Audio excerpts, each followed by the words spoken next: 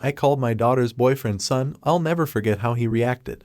Oh boy, my daughter's fella James has had quite the roller coaster with his family. When they first started dating a couple years back, she told me, "Pops, whatever you do, don't bring up his parents." I didn't pry into it. Wasn't my business to go sticking my big nose where it don't belong. Anyway, James seemed like a swell young man, responsible, neat as a pin, treated my girl right. We got along just fine those few times we met, even though he was more serious than a heart attack most days. Well, the other day my daughter and James come over while I'm tinkering with my old clunker in the driveway. James ambles over and watches me like I got 3 heads or something. Finally he pipes up, "Sir, I have to confess I don't know beans about fixing cars. Just pay someone else to do it." I was flabbergasted, I tell ya. So I tell him, "James my boy, let me teach you a thing or two so you don't get fleeced by mechanics." He caught on quick as a whip. Before long he'd changed the oil and checked the tire pressure like a pro. I was so proud that when he finished, I slapped him on the back and hollered, "Well done, son." Boy howdy, he reacted like I'd walloped him upside the head or something. His face just crumbled and he started wailing like a banshee, curled right up in a ball on the driveway there. My daughter came running out and dragged poor James inside before giving me a real earful about mentioning his no-good family. But I didn't. Just an innocent son is all. Anyway, long story short, couple days later my girl calls me over to apologize and let James explain himself. And let me tell you, that young fella has been through the ringer thanks to his snake of a father. Abandonment, betrayal, the whole terrible kit and caboodle. He'd gotten himself together pretty well till my dumb slip of the tongue brought it all back. He even got a letter right around then that his rotten father had kicked the bucket, and blamed James for it in his final sniveling words. Can you believe the nerve? But I tell you, even with all he's suffered, James still has a heart 10 sizes too big. Cried over losing that scoundrel forever, if you can imagine. Guess there's always a little boy inside who wishes he had a real dad.